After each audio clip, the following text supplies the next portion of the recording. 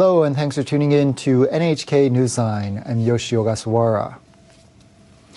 South Korean investigators have requested an arrest warrant for President Yoon Suk-yeol. He's been detained since Wednesday on suspicion of inciting an insurrection. It's now up to the court to decide whether or not to grant the warrant. Local media say those hearings will start Saturday afternoon. It's unclear if Yoon himself will take part. The investigation began after Yoon suddenly declared martial law last month. A joint investigation task force questioned him Wednesday, but he's since refused to answer questions. His lawyer says he already explained himself. Investigators had until Friday night to request the warrant.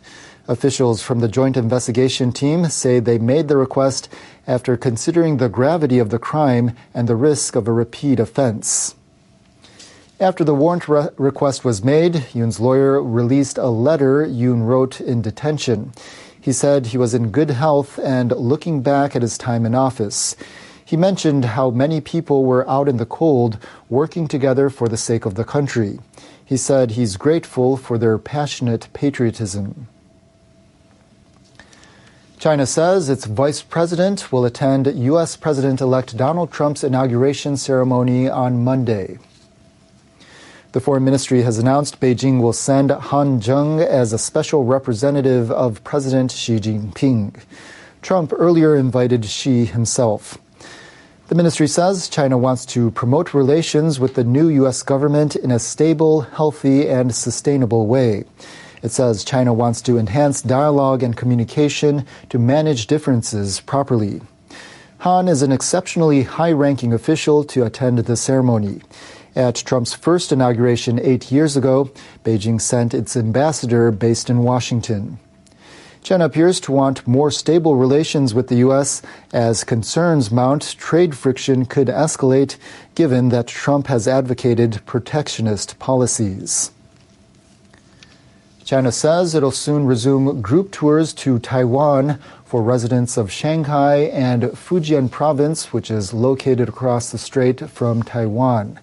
The move is apparently aimed at undermining the administration of Taiwan President Lai Ching-te. China's tourism ministry said on Friday the resumption is in response to the high expectations of the public and tourism industry in Taiwan. Group tours have been suspended since January 2020 due to the coronavirus pandemic. China resumed allowing limited travel last year to some of Taiwan's outlying islands. A Chinese government official issued a statement expressing hope that Lai's Democratic Progressive Party would acknowledge the mainstream public opinion in Taiwan and help create more favorable conditions for exchanges between the two sides. The Chinese government claims cross-strait exchanges are being hampered by Lai's administration, which does not recognize the One China principle. Officials from the Philippines and China have held talks on the disputed South China Sea. Manila expressed serious concern over Beijing's deployment of its largest Coast Guard ship in Philippine waters. The 10th round of the regular talks was held Thursday in the southern Chinese city of Xiamen. The Philippine Foreign Ministry says its envoy told the Chinese side Beijing's maritime activities are inconsistent with international law. Philippine Coast Guard officials say they've spotted a 165-meter-long Chinese vessel they dubbed the Monster Ship off the coast of Luzon Island this month. They said other Chinese vessels have been navigating in the area. China's foreign ministry says its representative condemned the Philippines' recent activities as infringements and provocations. But both sides also emphasized the importance of dialogue.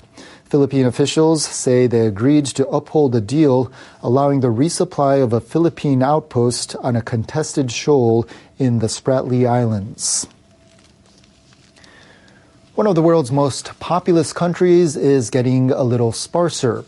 After decades of bulletproof growth, China's population has now shrunk for a third straight year. The National Bureau of Statistics says there were an estimated 1,408,000,000 people on the mainland as of the end of last year. That's down by nearly 1.4 million from a year earlier.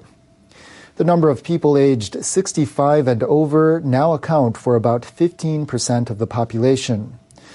China's rapidly aging population and falling birth rate are putting a strain on the economy as the workforce shrinks. The country abolished its one-child policy in 2016, and since 2021, couples have been allowed to have up to 3 children. But attitudes toward marriage and childbirth have been shifting, and the government is facing a once inconceivable challenge: convincing people to have more kids. It launched an initiative in October to encourage childbirth and support child-rearing. Measures include better maternity and postnatal leave systems and an increase in the number of daycare facilities.